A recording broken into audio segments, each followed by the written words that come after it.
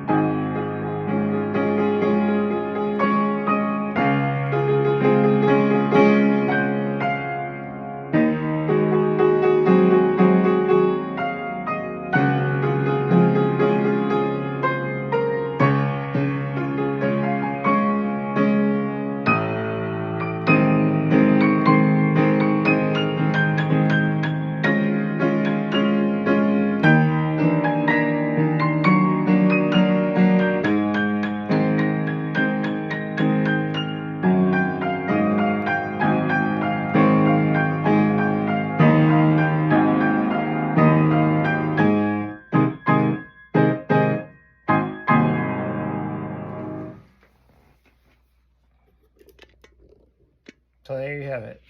I was starting to get a little bit bored towards the end, I'm going to admit, because it was basically nothing but a whole bunch of arpeggios of the same keys switching back and forth between A flat major and sometimes D flat. And it kept changing key signatures all the time. So if there's anything I missed, it was really just some G flats because it kept switching almost to every line, honestly. So here's a great example of that, if you know what that means. A flat, D flat major. So kept switching. And the only difference between the two is the G flat. So if I missed some notes, it was mostly that.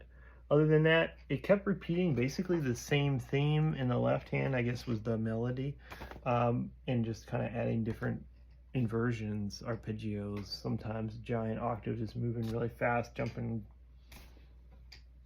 very high octaves, even though it was really the same thing I just played.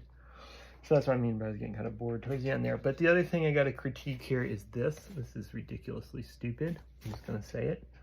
Because they are saying you can trill that note.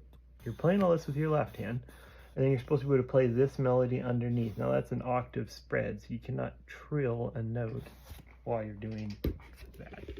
I just held the pedal and kind of switched between the two, but they don't have it written that way. That is literally physically impossible and just kind of bad editing. I'll put it that way. So it could very well be, and I don't know, it could very well be that this was maybe, I'm just being generous here, because the rest of it doesn't seem that way. It could have been maybe an orchestra piece, band piece that they put on piano, and that's why it has stuff like that in it, but I don't think so. Based on the rest of it, it's very pianistic. It's just kind of like, okay, I guess I could memorize this very easily if I was telling, okay, I gotta memorize that this is this certain arpeggio and this is a different arpeggio, and sight reading it is just kind of like, oh, it's that again. So anyway, clearly not my favorite piece to play. I thought it was kind of boring. I'm never attracted to pieces that are just to show off and clearly not really that melodically interesting. So anyway, sorry Wyman.